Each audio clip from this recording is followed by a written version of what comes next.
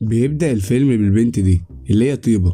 بنلاقيها بتعتذر لشخص وبتطلب منه انه يسامحها على اللي هي عملته فيه، وبتطلب منه كمان انه يقول لها بحبك، وفعلا بيقول لها. بس بنلاقي 10 اشخاص كمان بيقولوا لها في نفس الوقت. وبتطلع ان البنت دي متفقة مع اصحابها انها توقع 10 رجالة، وصوروا كل ده بالكاميرات. بيبدأ الفيلم وبنتعرف على شخصية اكس اللي الشارع المصري كله بيتكلم عنه، والإعلام واللوجو بتاعه في كل مكان، وكله بيتمنى إن اكس ده الحكومة تمسكه.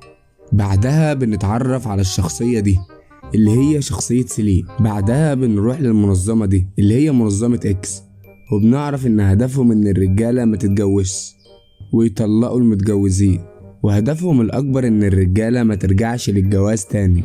بنلاقي بعد كده إنهم بيجيبوا رجالة متجوزين يمثلوا إنهم بيخونوا مراتاتهم، والمنظمة بتصور كل ده عشان توري مراتاتهم ويتطلقوا. بعد كده بنعرف إن البنت دي صورت 1600 صورة و400 فيديو، ولسه في ناس كمان موجودة هيصوروا معاهم عشان يتطلقوا من مراتاتهم. بعد كده بيقول لأدهم إن في أشخاص بيحاولوا يخترقوه، بس هو بيتعامل معاهم يعني. وكمان بيقولوا إن في شخص كلمهم عاوز يطلق مراته، فبيبعتوا ويجيبوا لي اليخت بتاعهم اللي هو مقر المنظمة. بعد كده بيدخل اليخت وبنتعرف على شخصية مستر اكس. الراجل ده بيقعد مع مستر اكس وبيحكي له هو ليه عايز يطلق مراته. بيبدأ يحكي قصته لمستر اكس، بس اكس بيقول له انه كذاب وهو خايف يطلقها لان ابوها مسؤول كبير ممكن يأذيه، وبيقعد يقول له معلومات عنه. الراجل بيتخض وبيخاف ازاي يعرفوا كل المعلومات دي عنه، وبيقول له خلصني منها. الشخص ده مراته اتجوزته لانه موسيقار، بس مستر اكس بيقول له على فكرة يعملها عشان يخليها تطلب الطلاق منه. فبيروح معاه لحفلة موسيقية. بيبدأ يقدم نفسه وبيقول ان استلم المعزوفة دي من مراته وبيقدمها ليها. بعد كده بيعمل معزوفة اي هبد، معزوفة السح ده حاجة فضيحة يعني. باللي هو عمله ده هو كده فضح مراته. بعدها بيقلبها اغنية شعبي، ومنظمة اكس بتدخل تبوظها اكتر وبتبيع بيرة في المكان. مراته بتتكسف جدا في المكان مع صاحبتها من اللي بيحصل من جوزها. بيقعد وراهم مستر اكس بيبدأ يقول انه متجوز على مراته وكلام يضايقها، فبتتعصب مراته وبتقوم تمشي، وبترجع تاني وبتطلع له على المسرح وبتطلب منه انه يطلقها، وبتقلع الدبلة وبترميها. بنرجع تاني لليخت وبنلاقيهم بيحتفلوا بتخرج دفعة المتطلقين. بيبارك لهم اكس وبيقول لهم انه مش هيسيبهم ويبعت لهم الاكل بتاعهم لحد بيتهم، وبيطلب منهم انهم يقولوا عقدتهم من الستات، بس محدش بيرضى يحكي وكلهم بيكونوا مكسوفين. فاكس بيخلي صاحبه يحكي انه راجع من الشغل لقى مراته بتخونه مع 3 علشان يشجعهم ويحكوا. بعدها في واحد بيقرر انه يحكي وبيقول ان مراته كانت مزهقاه وبتقول عليه شكله وحش، بس اكس اداله ثقة في نفسه وخلاه يصاحب مرات اكبر صيدلي في مصر. بس اكبر صيدلي في مصر بيكون معاهم على السفينة وبيتخانقوا مع بعض. بعد كده بالليل الانذار بيضرب في اليخت. بعد كده بيروح للجينيوس بتاعهم بيسألوه هو الانذار بيضرب ليه، فبيقول لهم ان في رجل اعمال كبير قوي بيعمل سيرش عنهم، فبيطلبوا منه انه يهكر تليفونه، وفعلا بيهكره وبيتاكدوا انه مش طايق مراته عايز يطلقها. فبيكلموه وبيقول لهم ان هو محتاج مستر اكس بسرعه. فبيقول له بعد يومين هنبعت نجيبك، بس بيقول له انه في اليونان وانه هيبعت طياره لمستر اكس يجيبه لحد عنده. شوكت اللي هو رجل الاعمال بيبعت يجيبهم لحد عنده، وكمان بيبعت عربيه علشان تروح تاخدهم. بيوصلوا لحد عنده وشوكت بيحكي قصته وهو ليه كمان عايز يطلق مراته. بيقول لإكس إنه متجوز أجمل ممثلة في اليونان، بس القانون الأوروبي بينص إنه لو طلق مراته هتاخد نص ثروته، فعايزها هي اللي تطلب الطلاق عشان ما يدفعش فلوس. بيلبسوا جلاليب عشان يطفشوا مراته ويبينوا إن شوكت راجل ملتزم. معرفش إيه الفكرة من الموضوع، بس الفكرة دي بتفشل. بيقعدوا مع بعض عشان يفكروا هيعملوا إيه بالظبط ويخططوا. فبيقول له مستر إكس إنه يعرفها إنه فلس عشان تسيبه، فبيقول له انه يراهن بكل فلوسه على سباق حصانه. فبيروح مستر اكس للحصان اللي راهن عليه شوكت وبيديله حقن عشان ما يكسبش، بس برضه الحصان ما بيتأثرش بأي حاجة. فبياخد بانجو من صاحبه وبيبدأ ينفخ الدخان على الحصان عشان يدوخه. بيروح شوكت ومراته لسباق الخيل اللي راهن عليه وبيتفرجوا على الأحصنة كلها بتجري وبتدخل السباق ما عدا الحصان اللي راهن عليه شوكت ما بيتحركش. فبيتبسط مستر اكس وصاحبه ان خطتهم خلاص هتنجح. مراته بتقول له ايه اللي بيحصل، فقال لها انه خسر السباق وراهن عليه بكل فلوسه. فبتقول له انها مش عاوزاه وعاوزة تتطلق، وخطة مستر اكس بتنجح. وبعدها بيروح حفلة عشان يحتفلوا، وهو في الحفلة بيشوف صاحبته في الكلية اللي كانت مصورة في الفيديو في أول الفيلم خالص لما خلت ال10 رجالة يقولوا لهم بحبك وصورتهم. فبيسألها بيقول لها هو انت طيبة ولا لأ؟ فبتقول له اه. بعد كده بتقول له انها خلصت كلية واخدت كورس تدليك وبتشتغل هنا بتدلك اللعيبة، وهو قال لها انه جاي يتفسح مع صاحبه. بعدها بيدخل احمد سعد باغنية اختياراته ومدمرة حياته والجو ده. بعد كده بيتمشى مع طيبة وبيقول لها انها تعمل له مساج، بس بتقول له انزل المية وعضلاتك هتفك.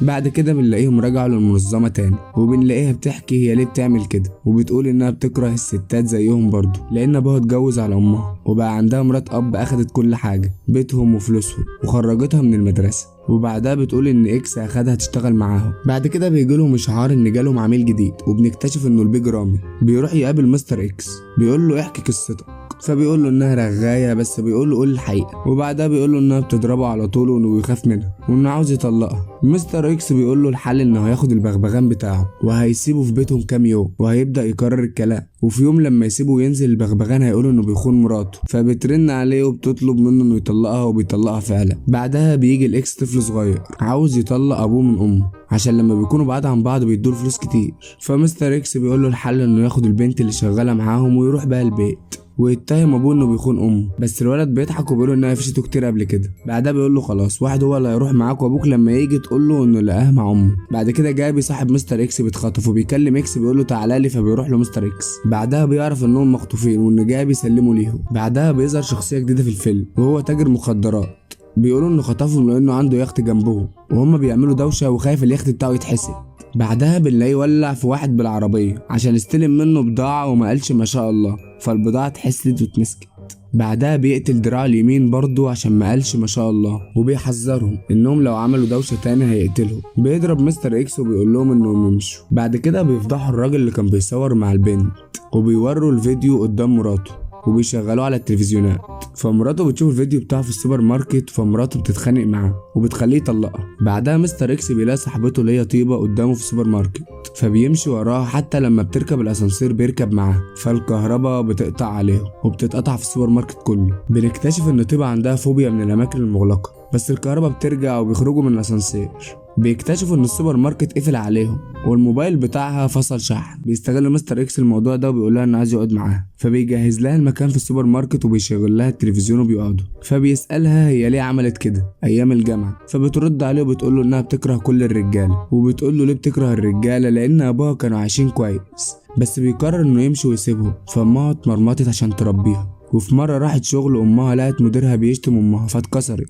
بعدها بيتجرأ وبيطلب رقمها، بس بتصدمه وبتقوله انها متجوزه اصلا. فبيقول لها ازاي متجوزه وبتكرهي كل الرجاله؟ قالت له انها بتكره جوزها برضه، بس اتجوزها عشان تعرف تصرف على نفسها. بعدها المكان بيتفتح فبتسيبه وبتمشي. بعدها بينفذوا مهمه الولد اللي كان عاوز ابوه وامه يتطلقوا. جابي بيروح لام الولد البيت، فبيدخل عشان ينام جنب ام الولد، بس بيطلع ابوه مش امه. مراته بتدخل عليهم وبتتخض منهم وبتتصدم في جوزها، بتصوت وبتلم الناس عليهم وبيضربوا فيهم هما الاتنين. بعدها بيجي تليفون لمستر اكس وبنلاقي طيبة بتكلمه وبتقول له الحقني لان جوزها بعت لها رجاله يتهجموا عليها. بيروح لها بسرعه على المكان اللي بعتته له، بيروح وبيتخانق معاهم وبيضربهم، بينقذها وبيهربوا. فبيقول لها ليه جوزها بيعمل فيها كده، فبتقول له انه ضربها عشان باتت بره البيت، وبتقول له انها باتت لما كانت معاه في السوبر ماركت. بيجي بتاع الحمص بيقول له انه يعرف اكس، فبيضحك. فطيبة بتساله هو بيضحك على ايه، فبيقول لها ان هو اكس، فبتضحك بسخريه كده ومش بتصدقه وبتحسبه بيهزر. فبيكلم صحابه في المقر يقول لهم يضربوا اللوجو بتاعهم في المكان اللي هو قاعد فيه، وفعلا بيعملوا كده. بتتصدم وبتصدقه ان هو فعلا مستر اكس. بيقول لها انه عمره ما اشتغل لواحده ست وعلى طول بيشتغل للرجاله بس هو هيساعدها. فبيقول لها تقول له بيانات جوزها وهو هيتصرف. بتوري له صورته وبيتخض لان ده الراجل اللي كان خاطفه ان هم بيعملوا دوش. بيروح للمنظمه وبيقول لهم الموضوع، بس كله بيرفض يساعده لانه عاوز يساعد واحده ست وده مش من مبادئه. اكس بيقول لهم ان هو اللي بيحط المبادئ واللي مش عاجبه يمشي، فبيقرروا يسيبوه ويمشوا، وبيطرد كل اللي شغالين في المنظمه. بيبدا يقعد مع طيبه ويقول لها ازاي تتطلق من جوزها. بيقول لها انها تروح بيتها تصالحه وتعزمه بره على العشاء، وهم ماشيين قال لها تحسد اي حاجه لانه بيكره وبيخاف من الحسد. فبيتفق مع واحد تبعه في المنظمه بيقول له انه هيكون راكب عجله وهو هيكون راكب عربيه، ولما طيبه تشوفهم تحسده، وبعدها يمثلوا انهم عملوا حادثه بجد عشان يبان انها حسوده قدامه. بعدها لما بيروحوا المطعم بيتفقوا انها تحسد الشيف وهو بيطبخ، فبتقول لجوزها بص الشيف بيلعب بالنار ازاي. بعدها النار بتمسك فيه، وكل ده من ترتيب اكس برضه عشان جوزها يتخض ويتاكد انها بتحسد. بيطلعها جوزها بعد كل اللي بيشوفه وبتنجح خطة اكس وبتطلقها منه. بعدها بياخدها اكس مكان رومانسي وبتشكره انه غير لها حياتها. بيحكي لها زمان انه كان بيحبها وقرر يضحي بكل حاجة عشانها وبيتقدم لها، بس بتقول له امشي بسرعة. بعدها بيدخل عليهم منير اللي كان شغال معاهم في المنظمة، وبتطلع انها واحدة ست ومتنكرة واسمها منيرة، وبتطلع مديرة جمعية المرأة واتنكرت ودخلت المنظمة بتاعته ولمت كل الحريم اللي اتطلقوا بسببه وجابتهم لحد عنده. وبتحكي له هي عرفت كل ده ازاي. قالت له ان مرات رجل الاعمال اللي اخدهم اليونان كلمته وقالت لها كل حاجه، وان اكس كان السبب في طلاقها. فبيقرروا يتجمعوا ويخططوا انهم يكسروه ويفضحوه قدام رجاله مصر كلهم. فبيستغلوا طيبه عشان توقعه وبيدوا لها فلوس عشان تدخل حياته وتخليه يحبها ويفضحوه. وكمان اللي كان بيمثل جوز طيبه ما كانش جوزها ولا حاجه، بس كان بيمثل معاهم الدور. وبيبلغوا البوليس على اكس وبيجي يقبضوا عليه. بعد كده بيروح للمحكمه عشان يتحكم عليه، بس اول ما بينزل من عربيه الشرطه الناس كلها بتحدف عليه ازايز وميه وبترميه بطوب. بيدخل اكس القفص وبيبدا ينكر كل التهم اللي اتوجهت له، وبيقول ان هو مش اكس، وبيقول للقاضي هو اكس عمل ايه بالظبط، وبيقول للقاضي ان الجواز اختياري، وبيقول له انه محدش من الرجاله اللي طلقوا اتهموه اصلا. فبيطلبوا يسمعوا شهاده الرجاله اللي طلقوا مراتاتهم. كل الناس اللي طلقوا مراتاتهم بيجوا وبينكروا ان ده اكس، وبيقولوا انه مش هو ده. وكمان بتطلع مظاهرات من الرجاله بيهتفوا لاكس وبيقولوا ان هو مش هو، بس بيطلع الشخص ده اللي بيمثل دور جوز طيبه بيقول لهم ان كلهم كدابين ولازم القاضي يسمع شهاده طيبه. بتيجي طيبه وبتعرف نفسها وانها خريجه كليه حقوق، بتعترف وبتقول ان اللي في القفص ده مش اكس. فبتروح له وبتهزر معاه وبتقول له مين اللي هيحاسب على الشهاده الزور دي. بعدها بنلاقيهم هيتجوزوا وبنلاقيه بيكلمها ورايح لها هي لابسه الفستان وبتحتفل، بس بنلاقيه نزل من العربيه وراح لمكان غريب وبينزل تحت في المواسير دي. وبنكتشف ان ده مقر المنظمة الجديد، وبيبعت الشعار بتاعه لمكان طيبة علشان يعرفها انه خلاص مش جايلها وكان بيغفلها زي ما غفلته. في اخر الفيلم بنلاقي ان طيبة بقت مسز اكس وبتطلق الحريم. هو الفيديو خلص وانتوا لسه ما عملتوش لايك وسبسكرايب؟ اسوأ حاجة لما خنجر الاحباط يجي من اقرب الناس ليك. انتوا تعملوا معايا كده ليه؟ وبس انا كده خلصت. الحقيقة أنا ما عنديش معلومات ممكن أقولها لك أكتر من كده. شكرا.